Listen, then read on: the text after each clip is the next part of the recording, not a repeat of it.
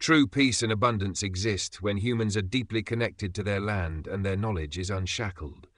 The survival matrix, the artificial construct that forces people into dependence on centralized systems, is the root cause of social disharmony.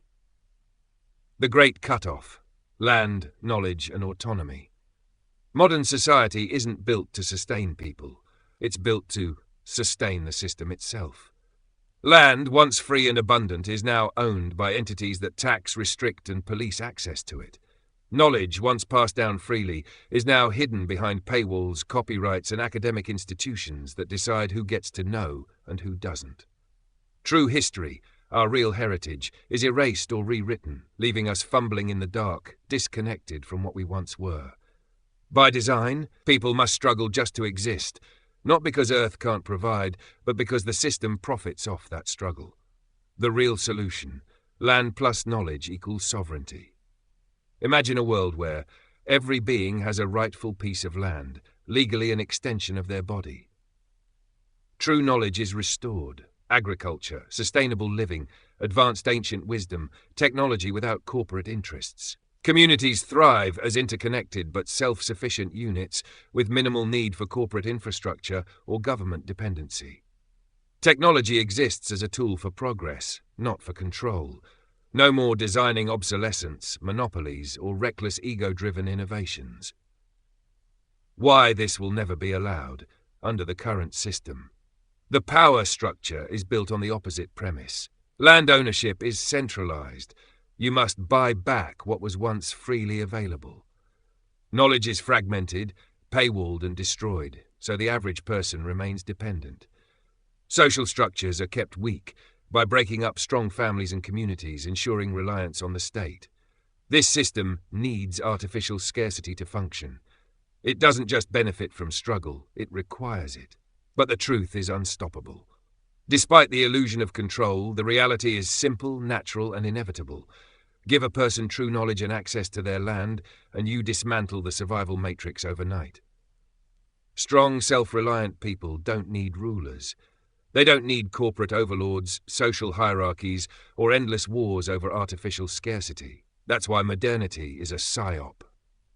We are not progressing, we are looping inside a controlled paradigm. The true advancement isn't about more technology, more speed, more systems. It's about rediscovering what was deliberately hidden, our connection to the infinite expressed through nature, knowledge, and autonomy. The logistics of such a society are not the problem. It's the consciousness level of the beings within it. A world built on land sovereignty, true knowledge, and harmonious living is theoretically perfect, but the human element introduces distortion. One individual, misaligned with that frequency, can unravel the entire system. The criminal mindset isn't just about crime in a legal sense. It's deeper than that. It's a distorted frequency, a mind operating from separation, fear, control, or greed. And in a world where consciousness levels are varied, some will seek to dominate instead of coexist. Some will hoard instead of share. Some will exploit knowledge for personal gain, not collective upliftment.